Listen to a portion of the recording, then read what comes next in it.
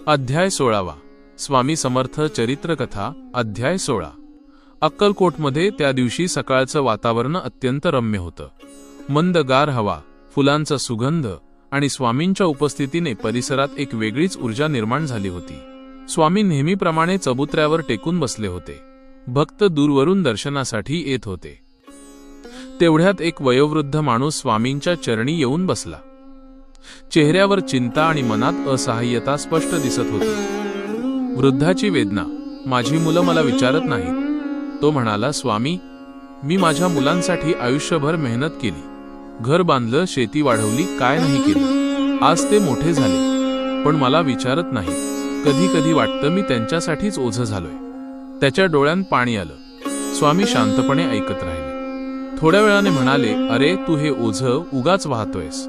मनाचा त्रास हाच खरं ओझं. स्वामी म्हणाले, झाड फळासाठी उभं राहतं का मुलांसाठी?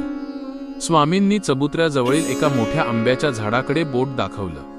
ते झाड बघ, ते फक्त उभं असतं, फळ देतं, सावली देतं, पण बदल्यात काही मागत नाही.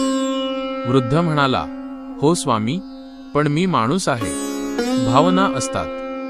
स्वामी हसले, भावना असणं चांगलं, पण अपेक्षांच्या गोष्टी धोकादायक. अपेक्षा करशील तर दुःख मिळेल, दान करशील तर आनंद मिळेल. वृद्ध गंभीरपणे ऐकत होता. स्वामींचा मंत्र, ज्या गोष्टींची अपेक्षा ठेवशील त्या नक्कीच दुखावतील. स्वामी म्हणाले, मुलं वाईट नाहीत, पण काळ बदलला की त्यांच्या प्राधान्यांमध्येही बदल होतो. तू त्यांच्या वर्तनावर राग धरू नको. ते तुझ्या नियंत्रणात नाही, पण तुझं मन तुझ्या नियंत्रणात आहे. वृद्धाच्या डोळ्यांत ओझरं पाणी आलं. स्वामी पुढे म्हणाले, तू ज्याच्यासाठी आयुष्य खर्च केलं त्यांना देणारी गुरुकिल्ली म्हणजे प्रेम, आणि ज्यामुळे दुःख होतं ती म्हणजे अपेक्षा. वृद्धाला स्वामींचा आशीर्वाद. स्वामींनी त्याच्या डोक्यावर हात ठेवला. आता मनावरचं ओझं टाकून दे. तुझी मुलं तुला विसरलेली नाहीत. त्यांना त्यांच्या समस्यांनी अडवलंय. तू फक्त त्यांना आशीर्वाद देत राहा. वृद्ध हलकं स्मित करत म्हणाला, स्वामी, आज वाटतंय की मनाचं ओझंच निघून गेलं. स्वामी उत्तरले, असंच जग.